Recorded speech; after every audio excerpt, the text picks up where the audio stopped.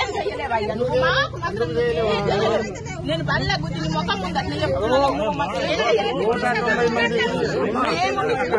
వచ్చినాం 190 మంది సమస్య తెలియదు. స్పెషల్ కేసు ఇది. మినిస్టర్ అమ్మని తీసుకొచ్చి అన్ని మీ కష్టాలు దూరం చేస్తుంది.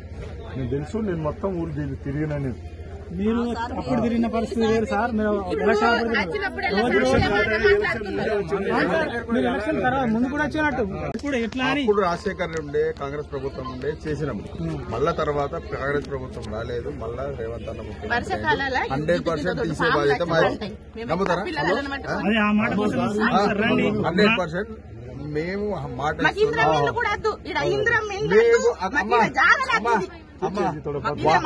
అమ్మ వాళ్ళకి ఎట్లా న్యాయం జరిగిందో అదే రకంగా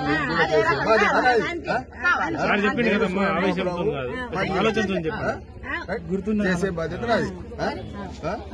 కాంగ్రెస్ పార్టీ ఉండే చేసింది. ఇప్పుడు ముఖ్యమంత్రి రేవంత్ అన్న మంచి దగ్గర ఉన్నది చేస్తారు.